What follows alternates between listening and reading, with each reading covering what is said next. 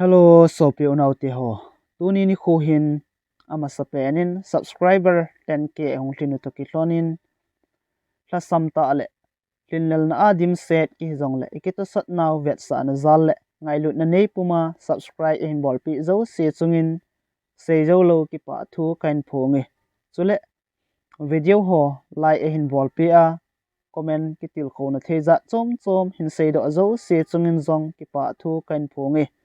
tuni ni khu hin pa lut pun ke hi special lut pu ka hi ti banga 10k hong thin to ki hlonin special story ke man kain sut mangboi le hening ki ti thu sim wal li hi na ngai khom ki taw heti hi chu thu sim hi exam ti le e ho thu sim dinga lom lo zong in sa mai the diu hin ai pi chu hitale abula kona achaina change vivar zo sin nei na ngai pi diwin kain ti movie tula hi kiyong na to ka bui zile chule bui pi ding thilra chom chom ka nei zin lungim na ding to ding tampi ka nei ji in phat chan long video kain borman ji pon ap hile nein het thim jing diwin subscriber zo se tim na zong hi che video mang chan ka hin ne ji tun thu sim chu ngai pan taw heti masang lai hin thingthlang khonom ta khat hi ana umin insomni vel hi ki ngai lut ta in ana cheng khomowi thingthlang khoniaw cha bo hi ji chun mi him zong atampo win nunga gol thlang zong hlom cha bo hi ve hitia mi hlom cha cheng khom hi wangun ki lung tu ta ale ki ngai lut ta cheng khom hi ji uchun nom asama ma win lungmung selin a the juwin hi nunga gol thlang ho chu ni si le lom vai akun khom jiwin nom sata ale khohe phalo helin ki holim to na to anakop jiwe zan tiang le gol thlang ho chu som agi ki jiwin a imut masang lew zaila a oi jiwin a hele khosung nu le pa pi le pu chule chapang ho gejin zong alung mon pi win akipa pi the jeng jiwe a khosung wa gol thlang mangboi chu pasal tha ta ala mel hoi ta hi ji chun khosung mi tian zong akisun pi hle zengun chule aloi le agul hon zong aza bol che un a hi mangboi te hi thingthlang khu a cheng a hi wangun nom asawin a khosung wa dinga a bol thei pen le anei zo pen zong a hi vi chule mangboi hi anol apan khodanga lekha asim sa hlon a hi ji chun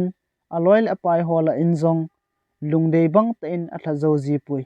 suti amu kum lawang aloi le agul hola chun thanom ta in azaw zin gamdanga lekha sim a hi dung zujin aloi ho sangin zong thule la a het zon chule mi ta sapha mi hoi khat a hi ji chun nunga hon zong angai sang hle un apasal chan khom pi hon zong zabol na khat anei chi uvi ain la mangboi hi mikinyaw sa mi pha a hi ji in a het kham ho chu aloi ho komin lungthiang selin a seizin a hi le aloi hon zong angai nom thei hle jing ji win angai thei hle uvi mangboi hi anole apan lekha thim khat hi sa te ding tia lunggel thu ta anei hlon wangin mangboi thanop na le lunglut na pen hi boxing lang zo ana hi khai ezi chon jingka amatain akitho do zin exercise abol zin ni thla alam teng zong le hiti chun exercise aphat nei sunin abol ki ji e thingthlang khu a hung seilin hi zeng wangin a hlu hi awal hle in thule la ho zong a he thei hle zengin a hi anol apan ngai lut na le kho sa na zala school pha kai sa hlon a hi ji chun paw le ham ho zong a thim hle in exercise bol na pha tam pi asu mangji wangin le khalama zong atla samwal di ji pui hin la aman alung tup khat chu le kha thiem hi a ni khu khat le sap le lenga hung pan ding ti chu ana hi pon aman atup thupi pen chu ni khu khat le boxer hi a world champion khat hi ding chu atup thupi pen a hi hezi chun aman jong alung tup mun ahlun theina dingin ki hambol na le pot thona chu a thla su ngai pon a le kha sim ding sangin zong practice ball ding chu thupi asa zol leo ji e mi hoi mi ha chule midam thei khat a hi ji chun a le kha sim namuna nunga hon zong a dei cha hle jing jiwin hin la ama lungsit na lama kisa boi pai ding anop lo ji chun a dei angai ho zong hena san a ki het mo sa jing ji e adi a cho choi ki tinu chun a ha bing bol hle jingin school ki hian ting zong le mangboi ko ma chun aga chi zin kong le bel ho zong aga su thing pi zin avon ho ge yin zong aga so pi ji e chule lungsit zalin to thei chan chan ain to pi ji na la jin a hi nikhat mangboi zong aki gel gelin a hi le hitia nu mei khan abui pi pi jing chu di thei asata pui aji chu akini pi na banga a zo lo ding a ki het ji chun aman zong cho choi hung kit phat in a komin cho choi hiti hin ni hung bui pi pi ta hin na in sunga to thei chan ki to in lang na le kha sim ding bo athupi penin ki gelin hi chu khonunga nang dinga khil phazo hung hi ding a hi ti pi tan a hi le cho choi chun vet na ding zong a heta pon aza cha to a hla sit to a hi le amit hli hung lung do zingi aji chu cho choi hi nu mei hi ji a alung gel zong ki sei do theilowa alung sit na san dan chu exona avet sa hin mangboi jin ki het thiam lowa hitia a hin ho sit jing chu apu nat wal jing dan a hi aman zong seiding zong halloween thlaseta in azam do thotai cho choi pot do zawin mangboi jong aki gialin a hi le athu sei chu wal zap akisan akidei mo hle jingi ain la pachum ding a om tapui among monga zong cho choi hi aphat hle wanga mangboi lungdei bang ana hi zo lo dan a hi mangboi ti ho school kaina azong sports and ball tawin a hi le mangboi chu mi hat midam thei a hi ji chun apan na zo sin a lo thling jingi thlai ki tet hian lang ki chop tet hi hen I pilam lam hi zong le hitia azaw na zo si a hat pe na ahung pan jing phat chun azil kung hon zong akipa pi hle jingun alang khata nunga a hin dei cha zong ahung tam che che in gu in ana thi pi di jingam tawe hi chana lo thin na hin nei chu mi hon kidang sachi zong lew mangbojin wang new wal asana la ji aji chu amalung tup chu hi chi ho to te thei hilo jing a hi nunga aching athim amel hoi izat in de cha zong lew mangboi wang lungsit na lama ki sa boiding anop lo ji chun aki het mo sa jing jing na la ji among mo nga zong mangboi hin kam chenga ana sei do kha lo hil wanga lungu a khwasung wa hening kitinu hi ana de hle jing a hi hening kitinu hi achun le zu talo chaga a hin apile apu koma uma genthei ta hin khomang a hi anole pa chule amano ya pasal khat anaw pa chu galaya galmitian na thapi o hi dan a hi tai hening in zong again thei achagat aki het ji chun kinyaw sa ta in hin khu amangin a hi le mi phabebin chaga a hi tin nuisi bor zong lew miching khan kho hei thim zo sin wang angai lu chi ovi chule hening nu hi mi mel hoi ta hin hi ji in hening in zong anu mel hoi na chu akilo in ango san pi in a hoi hle jingi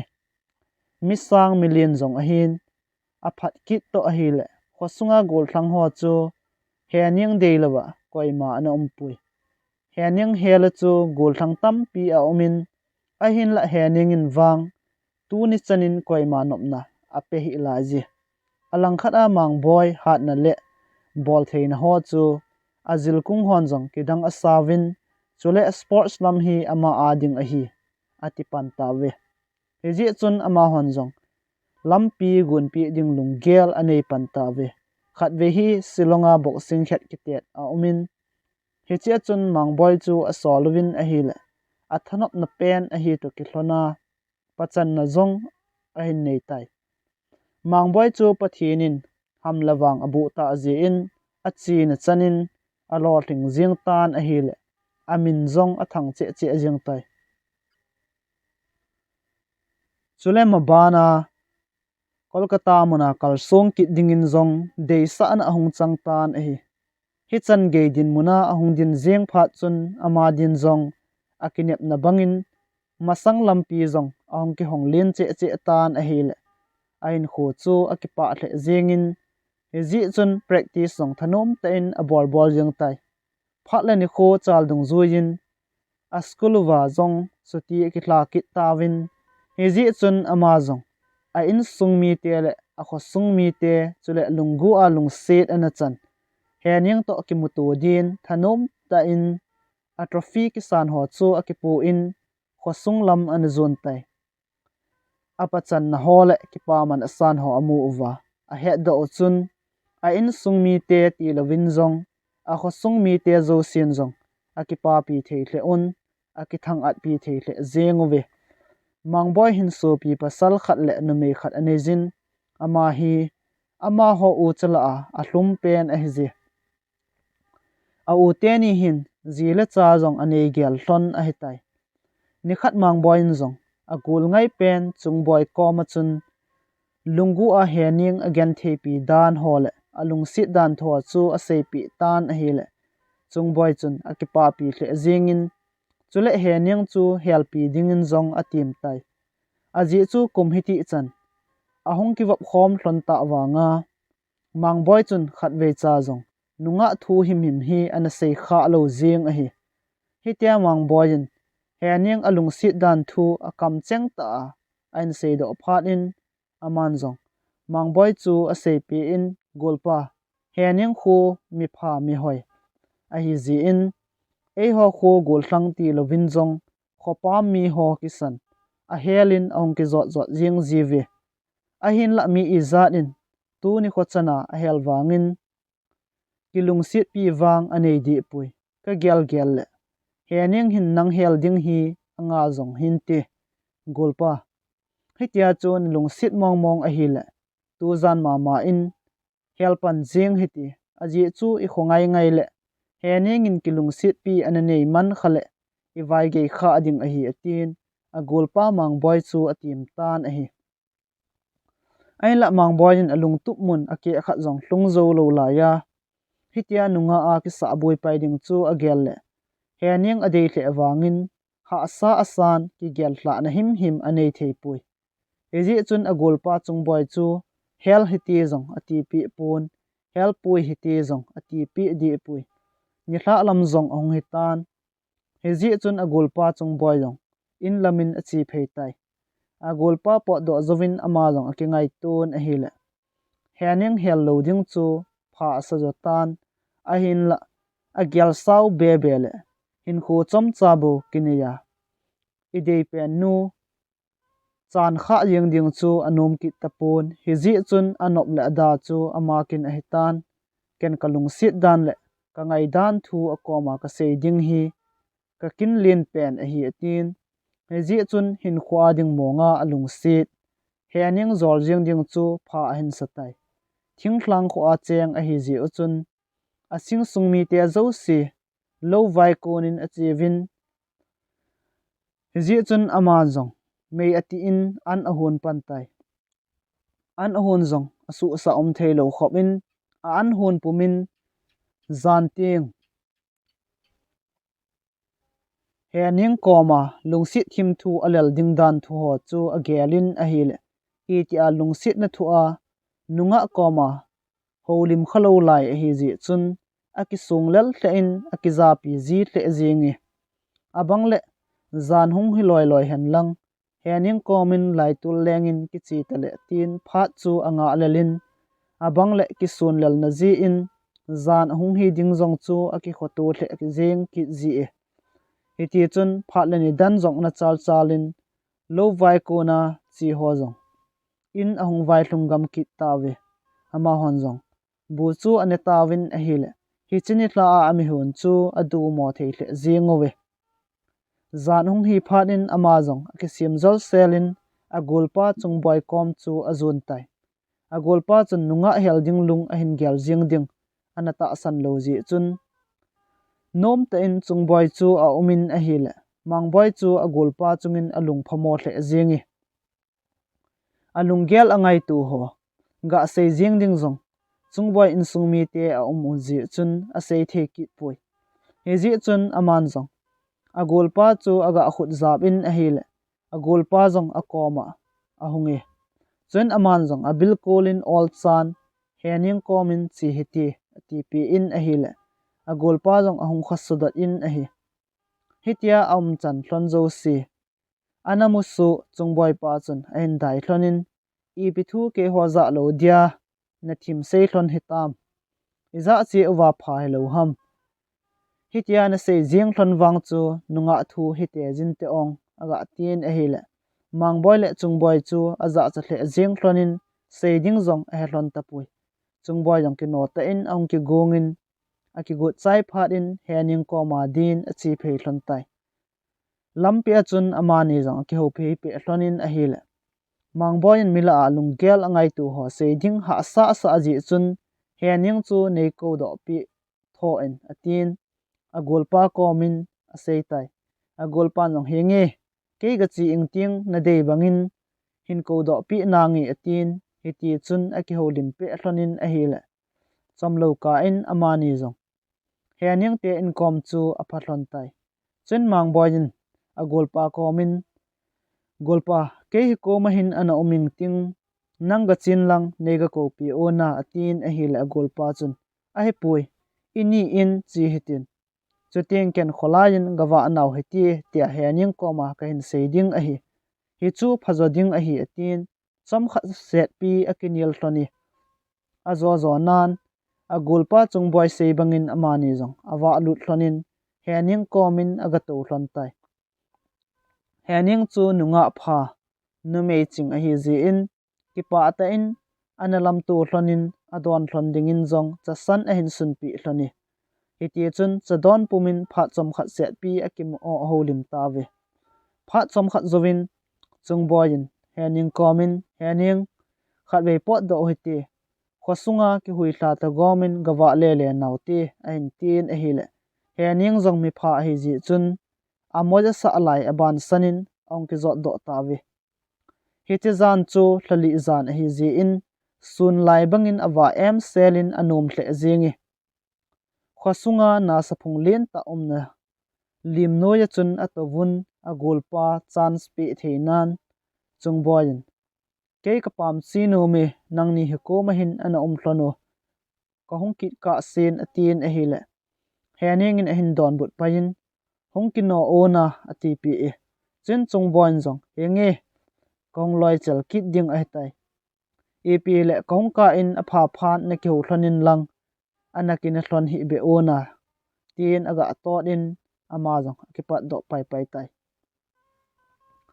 chungboy pot do zowin amani zong seiding hello bangin pha chom khat pi thip chet in a hloni pha chom khat zowin hening in mangboi komin umangboy tu lai ipi na bol ji hitam tin aga adongi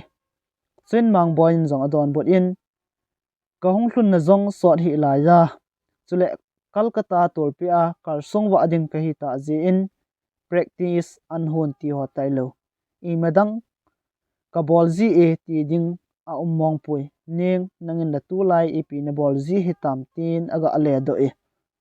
chuin hening in zong adon but kit in umang boy ke chu seilawa zong het sa hi jingi kapile kapu ate athon walta ji a lo na tong thei zong he hlon ta lo ken ka bol lo zo se bol lo hi jing ta 80 mi gen thein ipidang ki bol ding ham ni si a na to abo hi jingi he zong la ke wang mi bangin nop sahi zong leng kadama na tong theya kom zong hi ka kipa khop set jingi atin gen thei chaga hi wanga achan chunga alung oi sel chu a hin phung do e alang khat a mang boy chun alung sit na thu sei jing ding atile a sei pat ji he thelo ji chun alu chang tha lo sa san a khut khut jingi hlawa noi e hi ji chun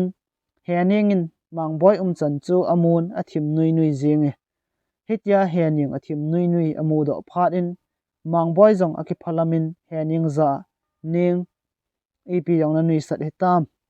ki phat lam a ombo ve atin a hile hening in zole za cha khan ti ji chun pha chi sa ka loi nu ki kim to ka chan hlon ka gel do a ka hung nui do a hi bo ve e pi thu pi ta azong a hi pui tin a hin don but e chen mang boin zong a sei kit in ke chun le ke nei nui sat ham ka tin ka ki phalam ke jin ning lawa noi hi anom ta ve na aga tin e hile he ning in zong he nge anom mong mong zingi atin heti chun lungsit na thu sei do thelovin pha chom khat akimo ho lim lim thlonin a hi pha chom khat zovin he ning in mang boy komin o mang boy emo ki ho lim lim sangin igul pa nga to gomin thusim khat nein sei pi ngap tango thusim hi kalung lut ji chu o ain tin chen mang boy in adon bot in hingi thusim chom cha khat hin sei pi ing ting chu zo ting kalung gel nyau khat zong na koma kain sei nom na la ye atin a hile he ning in zong adon bot in henge aban banin hin sei sei jingo ki anga jin anapang tangi atin chen mang boy in zong aza in masang lain upa khat hi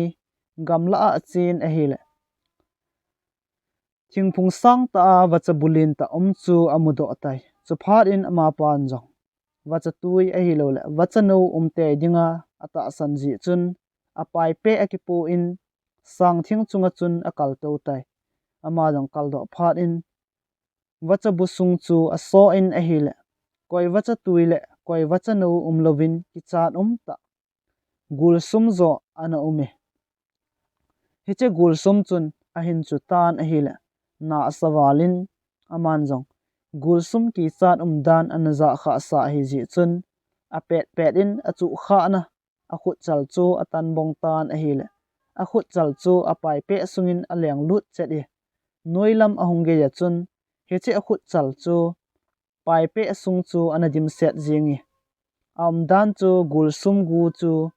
na sawala a khut chal chu poma a pai pe sung dim jing dan hi wang phat ta in mi pan a pet da a chu kha na khut chal atan bo ji chun ama wang adam do e akiti e gul sum kiti hi gul zat khat hin gul la azong ki chat ta a chu kha mi chu dam do ngai lo a hi ati pi in a hi le hening in gul sum kiti chu aza do masa pen na a hi na lai ji chun kidang asan gimnei asathle azingi hening in gulsum chungchang thua question azat zat abol pet in mang boin ning hiti thu ho thu chu all in sei tai hiti ho thu isei sei nan phat jong ana chal hle jing tai in zole kalung gel ka ngai tu ho hi seiman lovin khang kati ati lai te in hening in chung boy jong chu hungolo ngap ngap hetam asot mong mong jing tai en tin chen mang boy jong adon bot in ning tu zan pha na hi na koma seinom ka nei ji a ka gol pa chu to kong pui do hlon na hi ji chung boy chu hung jong hung ta pon ti ati pi in a hi le he ning in jong he o seinom ka koma na nei le ina chu na sei jing ding hi chu le em zan thip noya na mei pasal khat koma ka hi min e mudo le e gel sit diu a hi ati lai te in mang boin a holim ala tan pi in ning na sei chu adi e ain la ke mi kammol nunga masanga holim khalo lai ka hi ji a kalung gel sengam lowa hilanga hi kain pui do na hi lung sit in nei ha thiemin ka su khil ka bol khil ho jong hi nang kalung sit ji a hi bo ve ven committee chan hin kho kain man na sunga hin e ngai e lung sit jong mi a ji nai ain la kalungin koi madang gel thelovin neu sena kona lung sit mela ka hin mu nang bo na hin ti jing jinge kalung sit na san hle wangin simlai chapang ka hi ji le nang ka hin su boi nom lo ji in kalung sit na jong seido ngam lovin committee chan pi hi ka hin imin lungu in kana gen the pi jinge nakin yaw sa na ho le na chon phat na ho hin kalung sit na asan sa che che in tu ni khun wang kain lung sit na hi ka sel gu zo ta pui gen the ka hi ji in gen the ka hi ji le kamol ka hi ji in kalung sit na gil dan jong kalung dei bang ta in na koma ka phung do zo pui he zong le nangin zong ka lungsit dan haidi pu na ti ning lungsit dang na lei lo lai a hi na le lungsit ta in kami lungsit na hi nei san pi in lang dam sunga dingin nei gel jing tan ka hin lungsit na hi hin khwa ding mong mong a hi nunga pha nunga mel hoi ni hi zi in goldang pai dang na hin lungsit mi zong tam nan ti hin la tang pa kinep na hi ti hi he thim in lang nang ngai pul dawa hin kho mang din wang nei lai tan lo zenin kalung sit na nei san pi po po le tu det jing ing ting na gen thi sa po ngi tin alung sit na di ta chu sei thim lo sa san a sei mai tan a hi aban sei be ding zong he thei te lovin a thip chet jing tai chuin he ning in a hin don but in omang boy nei lung sit ji in ka ki pa e ain la ke chaga gen thei ke hi ji in nang ho in sunga hong cheng din ka ki sung zo pui ka gen thei ka chagat zong thu so min ki koile ei to bang mi mol het na le thep na nei lo koi lung thlai na ki hi zo ding ham phale selen nang le kha sim mi het thei khat zong na hi tan chule na in sung le ka in sung zong sun le zan banga ki khezing ke wang nanga din ka ki sung zo pui omang boy nang dinga nunga pha nunga hoi epi ki wa ding ham numei ching numei pha jong tam hi ding ham e dia hi che thu chu ke kompen ta nong sei jing ham hi che thu na hin sei jing wang chu zan mang abangin na kilo mo war jingi ati pi tan a hi chen mang boin jong adon but kit in aza ning e dia na ki sun lal ham ole ka hin lung sit ni ka ti hi na ta san lo ham ka hin lung sit na wang alenin a sei chen ji zong ka ha thei pui hin khwa ding mong monga ka hin lung sit na hi ka ti hi nei het thim pi theila chun ka no mi sit le ya la nu asang azan nan ti hin la tang pa lung sung de thlen nang bo na hi nang lo lung gel ngap na ding le lung mun na ding ken ka nei pui haule vai ho chu mi hin khwa ding mong a hi ti ho ji a chu ki thet tu a ki sun lel zong angai pui lung sit na hi mit cho a hi mongi tiu khu ata ta a hi ji ning ka lung sit na hi nei san pi lo ding wang ka gel thei pui ke wang nanga bo ka hi no mi kain lung sit dan dan hi ni dan khat jing zong kain mil thei ji pui hin la ka sei banga mi kam mol ka hi ji in sei do ngam lovin lungu in na pul zo kana dowi ka do lal wal pha na za chapum puma ka hin phun do zinga zong golin hathim lowa na pul do dia nei phal na lai le ken ipi ba ka sei te te ding ham hi thei han lang ka lung gel bangin nang to christine in sung khat ki sim khom lawang ka nom ta nge ji atin ki phalam ta in alung sit dan thu ho chu a sei pi tan a hi chuin hening in zong adon but kit in he o ka hin de lo ji le ka hin ta san lo ji zong a hi pui ka sei ma banga chaga ka hi ji a ka ki son lal zo ai bo ve he banga nei lung sit ding lam zong lungin kana gel pha pui he zong le tunia nangin hi chan ge thu ne hin sei jing phat in wang nei lung sit ne hi ata mong mong a hi nai ti ka he thi mi hin la tu le tun wang ken zong ki gel tha na him him ka nei thei pui ipi le phat chom khat be nei nga ta di o tin a hin don but e chuin mang boin zong adon but kit in ning na chagat na thu chu se te he o ka hai zong a hi pui na gen theina le na chagat na lai ta chu kalung sit ki belap sa pang zo a hi ke zala phat khat le na gen theina chagat na ho akile do ading ka no mi hengi na sei bangin nang din zong a pe na ki gel tha chu ha sa tle enti hi ji chun zan kho zong asot tan tu zana din hi chan chu hi sa tai ti he zong le ke khan kho ding zong ne hin gel pi in lang anom te te din wang hong ki gelona ati zawin amani jong ong ki zot do thlonin mang boin he ning chu a in chan gejin aga tha in chuin ama jong a in lamin akinung le kit tai in atlun zawin mangboi chu I mu theilovin pha chom khat set pi hening to ki holim ho chu agialin a hi heningin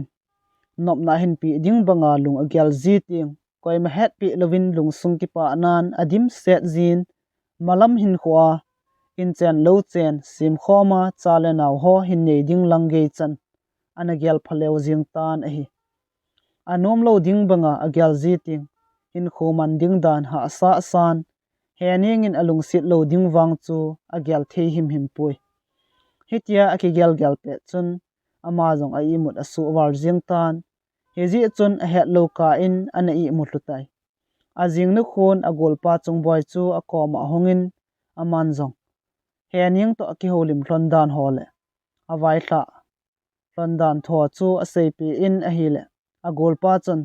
hiti chu a hile wang hungnum te nan ti a hin la ma khun mei pha hi ji in a hela jong gol thlang atam be se in hezi a chu na vil hat a alung na ha hol nga jin ti amongmonga nu mei hi pasal sanga lunghlom tha hlom zo a hi ji un akipa na diu e ha sei pi le e ngai the pen jiwi tin agol pa chu a sei pi I hitia agol pan a hin sei jing pha chun mangboi jong akiniam che che tan chule ep ki bol le hening chu akipa in lungsit e hin chan theidem ti bo agial jing tan a hi zanin ama jong ki gongin alungsit hening komin laitul lengin a chi kit tai hichi zana chun gol thlang ana tam hle jingin a hi le alunggel angai tu ho chu alungsit hening komin a sei thei ta pon a hi hitia mi na tam chu phamo asa the jingin a hin la I la alot thei di pon hezi chun loile pai ho ki holim chu amo ngai ngai tan a hi zan kho sot phan in gol thlang kholai leng ho jong khat khat in akizo do tawin mangboi in jong alungsit hening chu mangpha ti zowin ang po do tai alang khata hening jong akingai ton ke jong hitia thei ding ka hi di pon ei hel gol thlang atam pet pet in mi khat be hi ki ngai pi jing tangi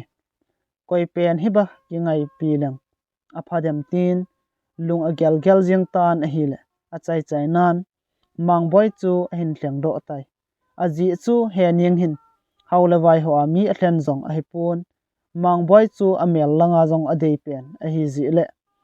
anun le akhan achon na le alunggel ho jong hoi asa pen a hi ji chun mangboi chu hin khwa ki lungsit pi din alup namunin lunggel anei tai mangboi jong I mut hlu gezin lungdang him him gyal theilovin alungsit hening bo chu agyal jingin a hi jingkho jong hongwa ki tan jingkha mate in mangboi chu aki thodo in anabol ji bangin morning exercise bol din akipat do ki tai khowa jing ta awangin jingkha mata khowa til a hi ji chun koi macha ki thodo jong om hi la jin he ji chun khosung chu athip chetin lung hel hel a jingi mangboi jong a thlai phe phe jin a hi le ama sanglanga hening tui khai dia hongsu amu do chun akipa pi hle jingi aji chu ama to banga alung sit nu mata ki thodo chu akipa pi hi hening kom apha phat in ama jong a hlai lai a khonga jin ning nong ki mathona e nang mama na mel jong ohayin na fel pen ji 18 aga pa che chun hening in jong hin don bot in ke nei sewangin nang na fel che e ke chun koi ma jong tholo lai ding ham kitia jingka mata tui khai lo le tui chim ke changzo ji lo tu lai khal lai a hi ji a tui thloma tui ni loi loi ji ti lai ta chun mangboi adon but in ning thu chom be ga sei ta di lang palama ga sei jing ding jong chula ai thei be se pon na koma I hung lela lai leng atam ji ji in lunggel seinom ho jong aki sei thei di ji pon a hi thei ding le tu zan tieng nidan git vel le ama sa ito na muna chun pha chom khat cha he jong le nei ki mu to pi le chun kanom hle e nei ki mu pi tangona tin a hi le hening in jong nop na pi dinga ki gel tha na ana nei a hi ta ji chun hengi umang boy hung na ngi ejiam tia na sei pha chet a ka hong thelo kha jong le enanga nga jengona aji chu na meidin to la tham ding atam zin phoda ga da tha jing ding thilboi a umnom zi e atin a hile mangboin nong ding a hi pole I chan hi zong le kalung sit nu chu nga jing zeng ingi atin chun he ning in zong hongwang ka hong ding a hin na sei phat wang chu kalap lel mai the hi ai zong le he o ke zong ka kino an chi kit ta ngi atin chun mangboin zong he nge ning ke jang ki pat do kit ta ngi atin a hlai ban azom kit tan a hi sun ni hlumin I dang lunga gyal thelovin mui kho a hong zina he ning to akimu to ding bo chu a gyalin a hi le zan a hi kal nga lel wal ji chun he cheni kho chu sot asadi e zan zong ong hi tan he ji chun mangboi zong zan an ne zovin aki gongin nidan avet le 740 an hi ta ji chun ama long ki pat do in vai ge sangin mahlun a phazoi atin he ning to kimutu dia akitep na hlon mun a chun a chi phei tai he ning hung tiang a sei ding thu chang ho akigyal pumin he ning hung ding chu anga tai alang khat a he ning in zong a pha chera ga hlun ding chu anum hle zengin a hin la mangboi koma an sei banga numedia in sunga to oding nyau cha cha atam ji ji chun a pha chan ekipat do thei tapui he ji chun mangboin ananga khop hle zengin ain la lungsit zal a hi ji chun kho asadi pui he ning zong ki zo phat in kino ta in ki phalam pum pumin mangboi na lang chu azun tai a hlun hlunin aga ho pi pain he o ikitep na phat ka su pel ta je in ne ngai damo in sunga to ading da tha thelo a umzi a ka hung vai ge kha a hitai atin a hile mangbojin adon bot in a kho a hi be ening ka hin hethim ma zengi hongo hilang je khun hlawa nojin ga to heti o atin amani jong hlawa noja chun a to hlon tai chen mangbojin hening komin ning na koma hi nom ka san dam lai phat chomcha sung hin nang komin bo ki jing zeng thele ka nomi nang koma ka ji ting kalung thim sung hi ki pa na le lungmon nan abom zin ain la nanga kona ka gamlat ji ting lawang lungthim ki chol do theilovin nang bo ka hin gel gel ji e kalung sit na san wal ji in sun tin la zan tinin nang bo ka hin gel gel jing zin a hile ka zan mang ting zong le nang bo ka hin mu ji e ata ham tia ke pa ta a kana gel ji wangin kong kha do ting kinep na thon zan mang bep a hi ka he thim zin chu ting ata in zong hung thung jeng talatin ka gel gel ji e ka hin lung sit na le na chunga ka kinep na wang hi du tha sam mayin ki chai sa lo zeno ning ka hin lung sit na hi alam dangin ka mol ka hi ji in a sei chin ji zong ka he thei ji pui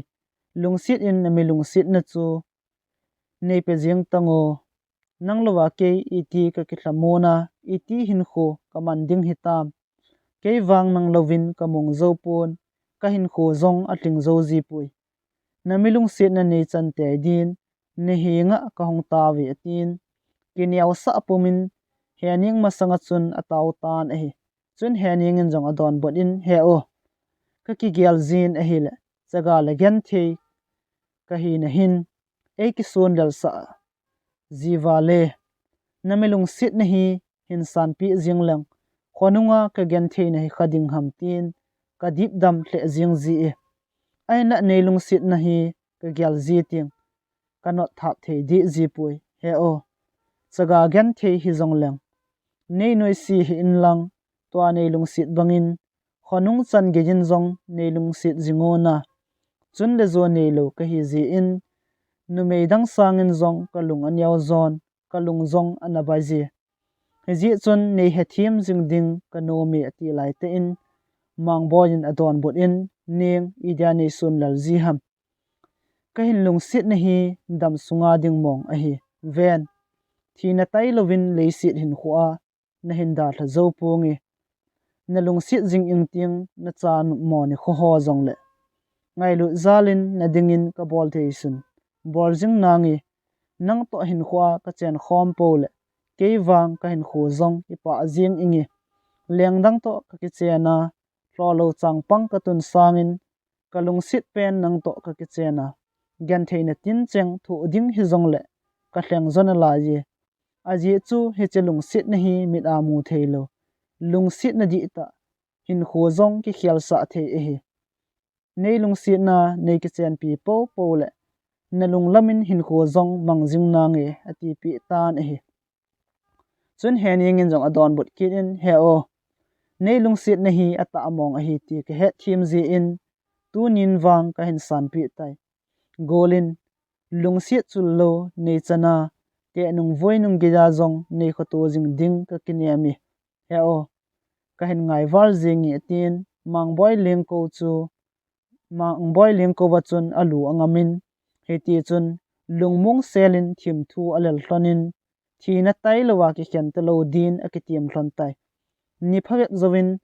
mangboi jang kolkata muna kal song din ko na lekha ahong ki thot tan a hi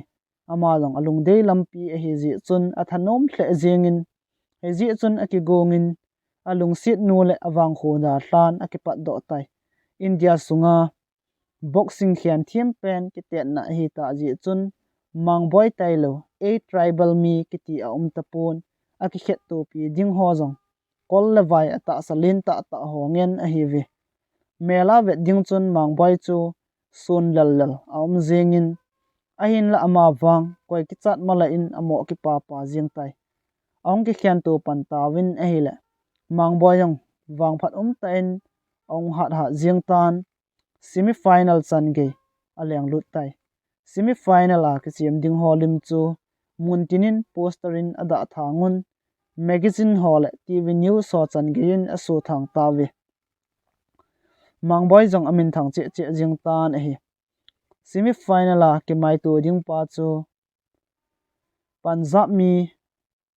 thahat ta hi ji chun mangboi jong aphat nei sunin practice abor bor jing tai aki hambol na le atom pan na mudo zo si chun mangboi chu aki pa pi the hle zingun a hi hening in zong alung sit a mangboi het kha lo nagam kol la vaila kal sung do a hi ji chun dam sel cha in ahung vai hluna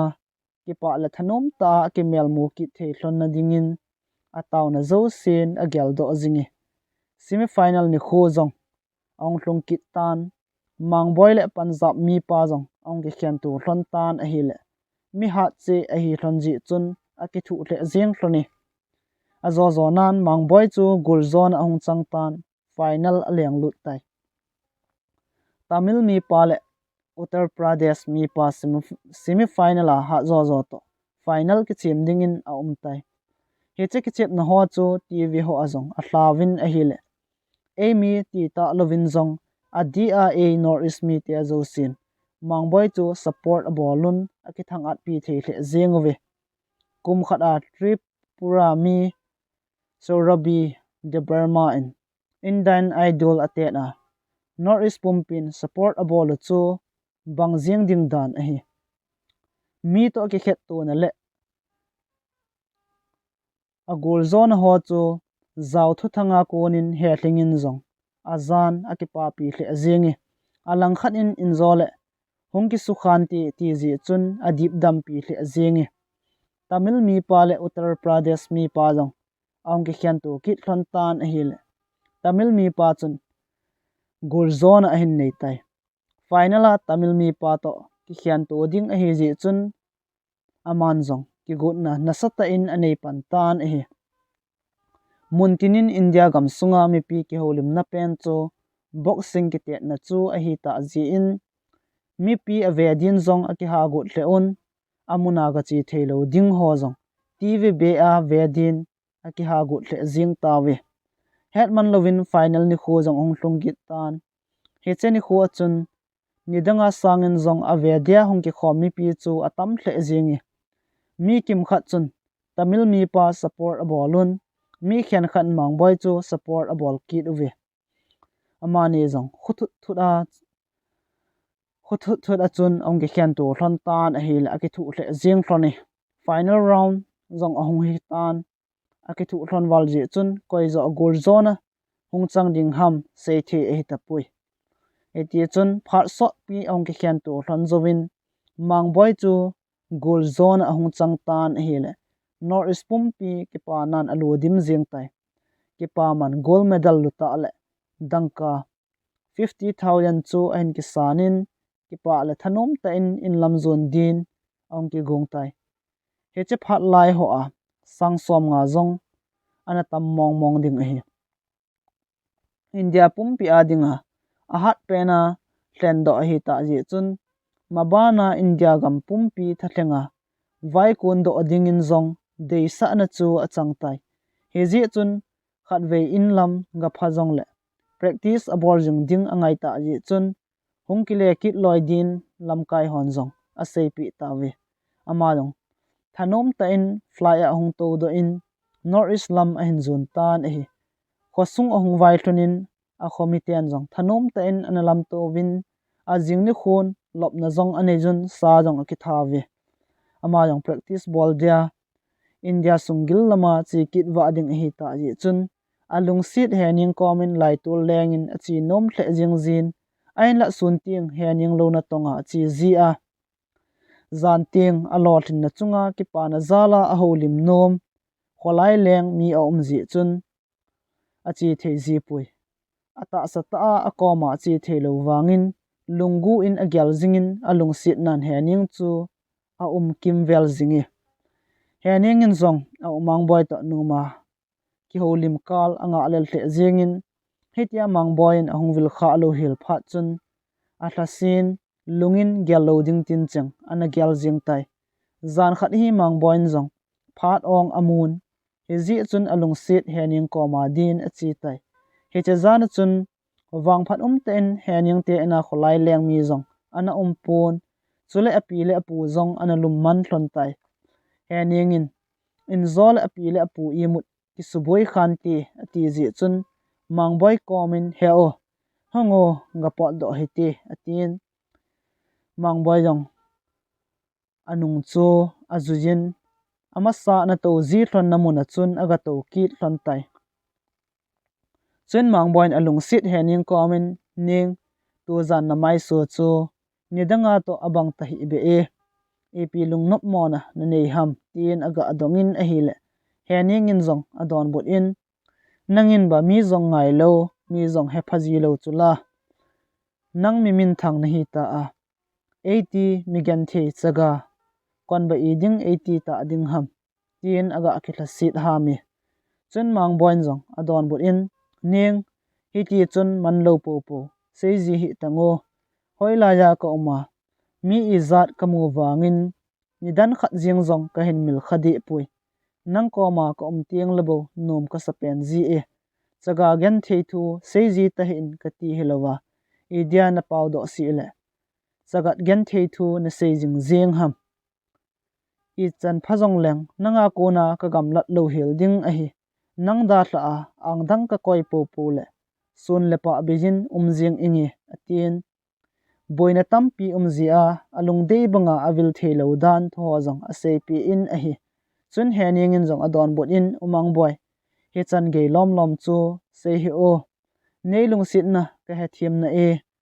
zong le mi hem hin kho sei the e pun he tia chu thu sei mai lo ding a hi atin chun amanin zong lung sit thim thu alal khom thlonin masang lampi ding ho jong ase khom thloni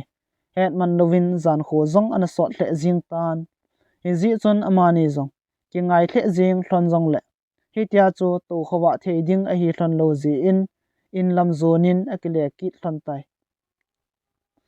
zan si lamang boy jong alung sit hening komin lai tul lengin a chi jing tan a hi le amani ki ngai na chu mitinin a hegam ta ve mang boy mi hat mi min thang a hi ji chun a hel gol thlang hon jong hening chu anung sun gam ta ve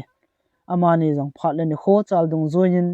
akingai na hlon jong asang che chen ni khat mel mulovin jong amung zo ji thlon ta poi mangboi a khosong wa na jong haptani ahong tling tan mun pi langa konin ko na le kha jong ahong ki tan a hi alung dei lampi a hi ji chun chi ding chu athanom hle jengin ain la ni khat jong mel mulova theilo alung sit hening so mai mel mulova phat sot pi aga vai tham jing ding chu agel le ha sa san ain la chi lo thei chu a hi tapui jingkho hungwa le gamdang zona vai kon do ding a hi ta zin ama jong alung sit hening komin achuga chin achi dung thu chu a seipi tai chun hening in jong a hin don bon in he o chi lo thei ding hi zola chun kanomi en la na lunggot na lampi phapen su bing pi ding kanom di pun hiji chun dam sel chan ga chin lang na chi na mun zo sin lunga ne hin gel do zingin ken jong pa hinga taun a ka hin gel do jing ding ne hi ven hi che pat san ka khut ngonga ka o hi ka o lai sia i tabang hlep na ho jong le na nga dinga ti san phal ngamin ka pang zingi ti na hi na chi na mun zo sin pathianin na hlon pi jing hen lang chole khonunga e ni dia ham phat na zong hong hi ta hen atin angai hle wangin lungsit zalin kamdam onemin avai thla tan a hi chen mang boin zong adon bot in naw ken zong kain ngai dan le kain thla lel dan alam dangi ate pi ding zong om pui a hin la kalung tu dial jing na lai ka hi zi in na ngai hle zong leng chi lo ding wang kanum di pui nang da hlan hoi chanin zong leng kalung sit nan aphat zo sin na pi jinge ti wang sumil lo zenin ngai lut zala kamdam oniama nei vai thla na kam cheng hi ke tin zong ham phat na hong hi mai ta hen atin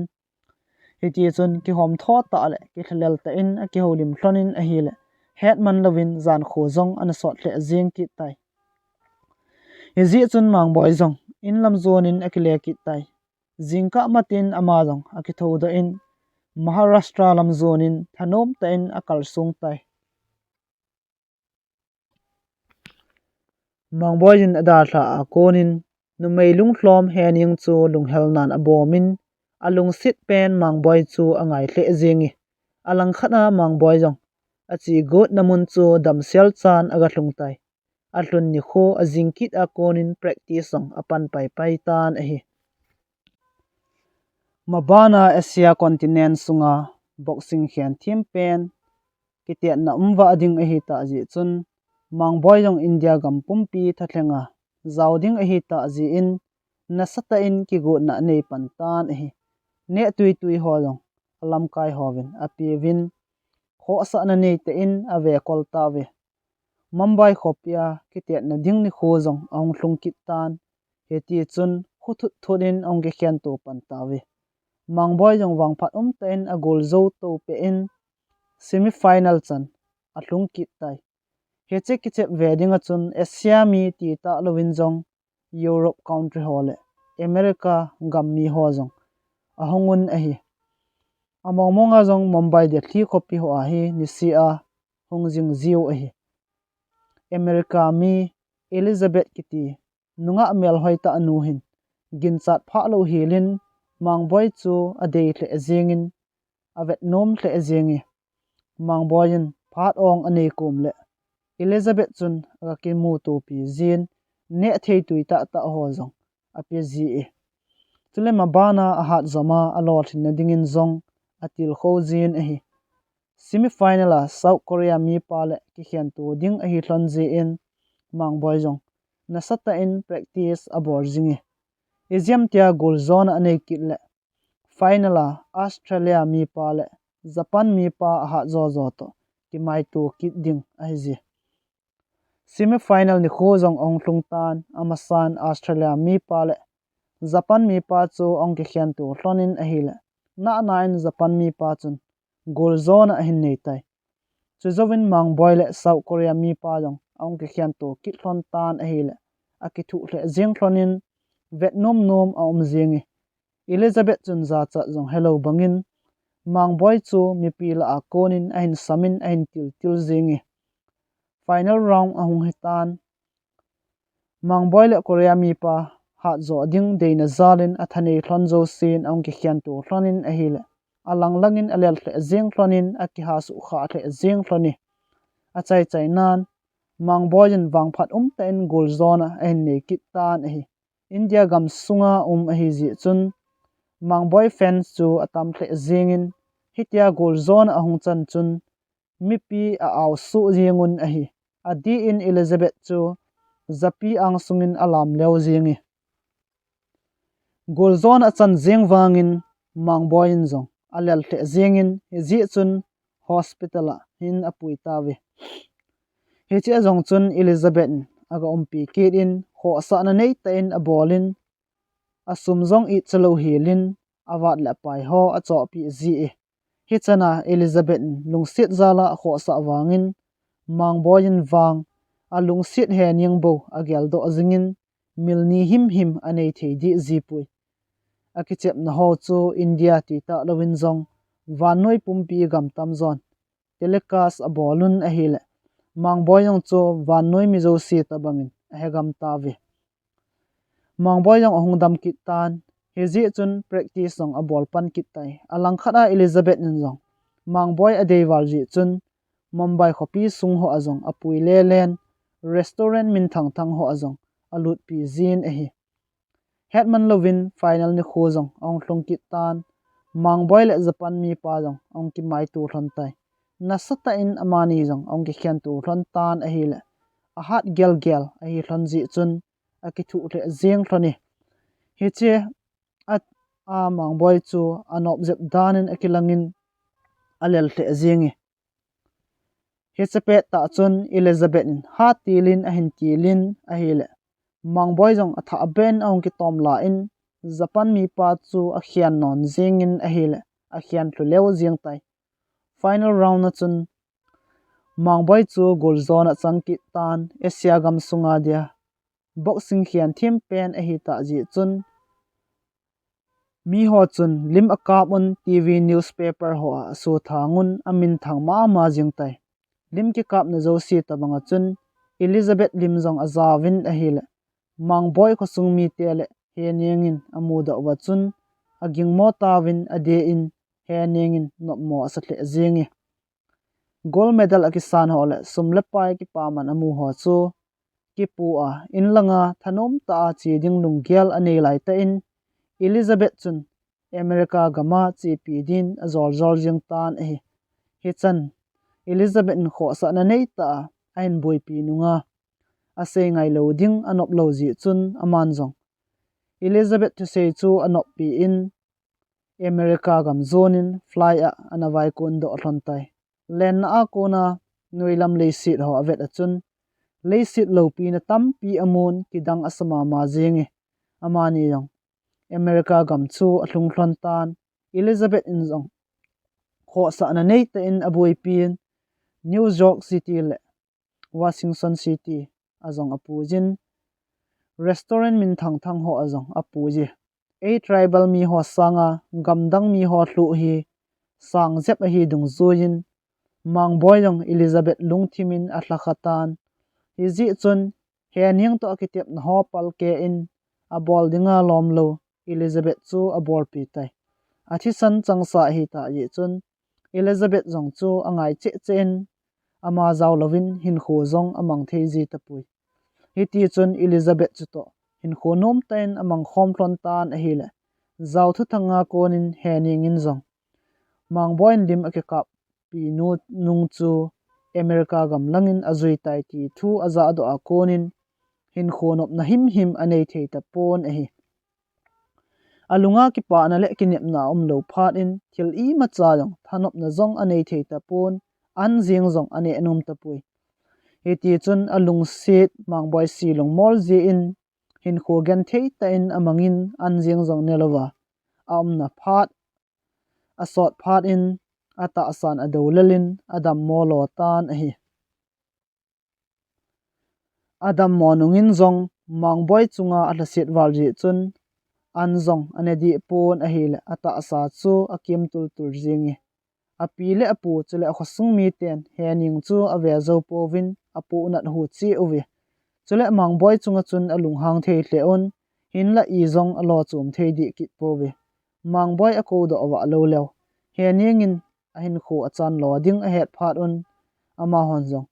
mangboi ko do ding dan chu angai tu pan ta win a hele le kha hello thing thlang mi a hi zi ule mangboi umna agam lat wal ji chun a ko ding dan zong a thei di powi a ji chu tu lai banga fon ho zong ana lo lai hi damlo zal hun chunga alup na akonin pha chi sa alung sit mangboi to anakitep na thlon thim tho lunga agelin ahile to agin chat pha lova mangboi hitia ahung umjing chu apona walin bi theilovin akap kap jing jin ahi alang khana mangboi jong amang asese jingin ahile ahin khomandan jong anum thei tapui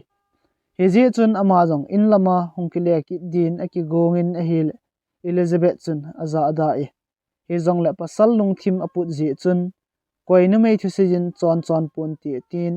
aki gong te te jin ahile Elizabeth in jong ki za da jong le pachum di pun ti he chet phat in ama jong ong ki gong ki tan ahi aji chu Elizabeth in jong alung sit mong mong ahi ta ji a chu in zol achangin ki sol le hungkile lovin khan tin kilam thunglal khan ti tia changa atlanum lo hetai hiji chun amani jong San Francisco airport a konin Delhi airport hin zon thlon tan ahi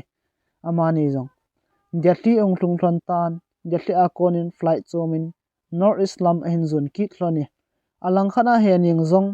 annel lo na phat asot wal phat in lo la ai abol zong law alel che bangin a do tan hopi thejin zong a tapon chule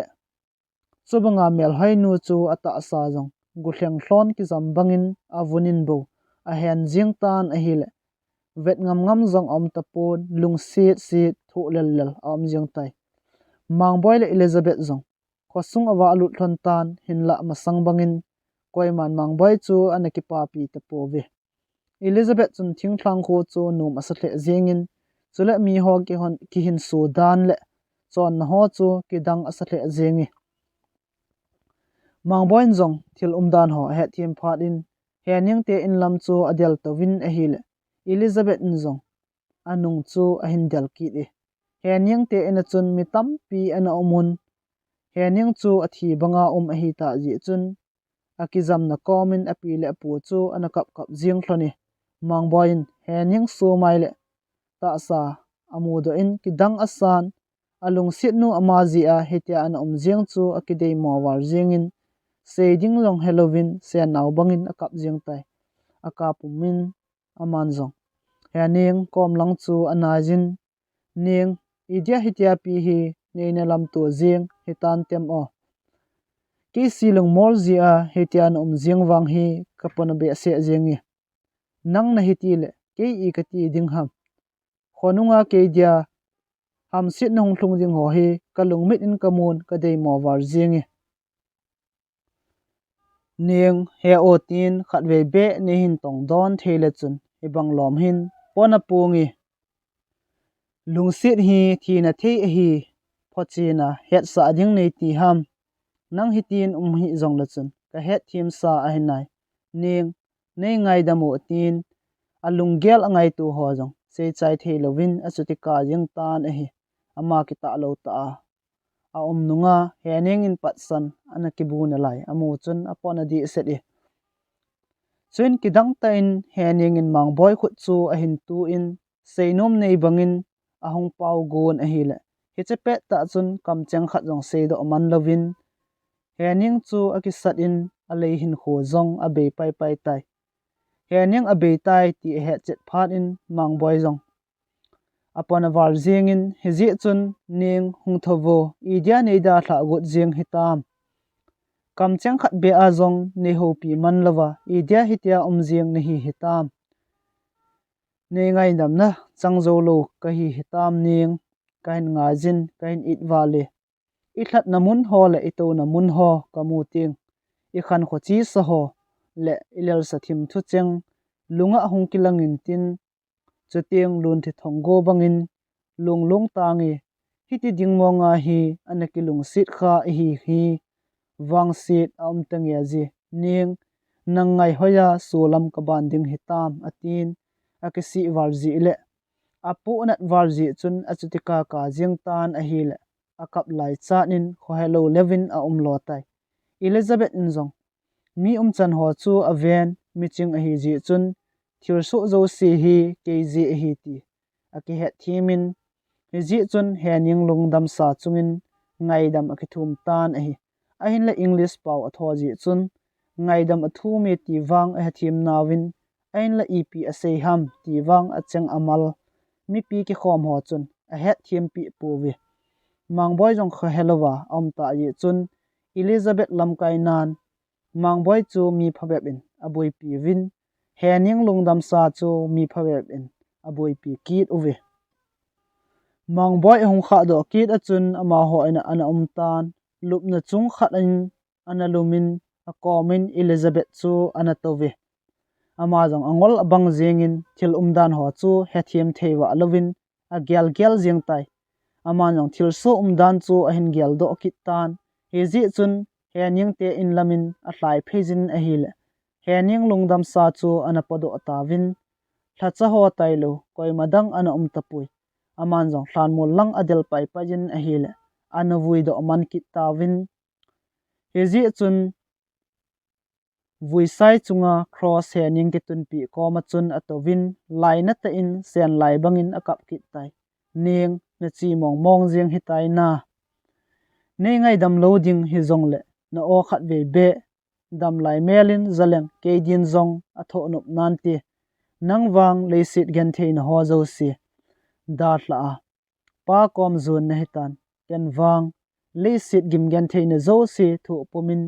napul hin doving ting na hin ko ko jeng tangi ning ikilung sit na thi pi jeng wang ka thu thim zo pui kalai cha ki yin zong sumil thei ta pongi atin avai thla ji zong he thei ta lovin achuti ka jeng tan a hi Elizabeth in agin moji chun ahongin mangboi chu ada sa san ahong pui do e heningin ada thla phat in mangboi zong I macha ane num tapon a hile mangboi an ane loji chun Elizabeth zong ane num tapui ain sungmi tian zong na mo sa ji un mangboi chu atil kho to atlamun akop un a hile bu chu niaw khat hin nen chun Elizabeth zong thingthlang me po ki hun chu ki da na neilovin ane tai ajing ni khon mangboi le Elizabeth zong hening ki vuina muna chun achi hlonin a vui sai chungin pa chahoi ta ho hi aga phu pi hloni mangboi chu a khosongmi atam zon hening chung changa thil su je in avet nom ta povin amu zong lew akimu mo sa un ho zong a ho ji ta povi hitia a khosongmi tian a thet bol phat un aki phat lam to hening chunga apu na san to hile lunggel ki pa na him anei thei ta pon khosunga zong aum nom ta pui hening to athat na mun ho amu ting noplen lai ni khu ho alung mi da ahung ki lang zin a hile apona jiwalin lon thi thonggo bangin along long ji tai chotiang Elizabeth njong ngailu na nei ta in amit li athi hulpi zin athamon ji e alung tu pi pen lampia ahlai ji a alung sit nu to hichan ge hin kho age jing phat in mangboi jong athanop na zo si abeitan boxinga world champion la ading ati jong chu anung sunin hichana chun angatai khosung mi tian avet nom lo hil phat un ama jong khosunga jong a nom tapon hezi chun Elizabeth to America gam zona chi kit ta din aki gong hlon tai achi do masangin nikhat hening ki vuina muna chun achi hlonin mangboi jong heti hin ngaidam thum na le vaithla na thu aga sei tai ning na gai dam na changzo lo ding hita jong lang na thlau thla be lungmonga leng din ka hin dei sa in ka hin vaithla e nomin chol don lang pa komin lungmongin hung mai tan thil so zo se hi ke bol khil ji le ke si lungmol ji a hi na ta sa ta in nami ngai dam na thu nei sei pi thei ta hi jong la chun na thlau thla be in nei ngai dam ding ka nom na la ji ke jong e kho wa hin nang na lo phat in ka lung jong among thei ta pon hi ji chun hi che wang kho hi ken jong da thla jeng tangi ning nomin ke chol do ma yo ati zowin amanin jong in lam a hin zon phei hlon tan e ain sungmi tian jong America gam lang pe a ga jeng ding chu a phal povin ain la kho sungmi tian hi tia a thiat bol ta ji o chun phata in a hla da on amani jong lung thom hau ta in America gam lang an zon hlon tai akingai lu the jeng hlon nan a hin la wang sit tain kum izat a chen khom hlon wangin chala naw wang anei thei hlon pui dan chu hening dam laya mangboin nang to ka ki chen lowa ang dang ka koi po po le chale naw zong nei da jeng ingi na ti chu gui hlung dan ai tai a ki chen zo hlon kum som zoin khat ve mangboi te ani ji cha jong a khovin a hong hlonin hap ta khat zoin anakinung le ki hlon tai hi che kal kal chu mangboi thule la jong anaki hedo tapun a hi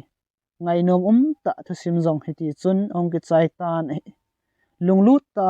abula kona hin ngai chai ho zo se chungin ki pa thu kan phungin chule thusim hi ngei na sa na ngai nom le lai chule ki til kho na the comment ho jong ne hin bol pi wa chule share ho jong ne hin bol pi di win zong ka hong ta ve ki pa e dam sel ta win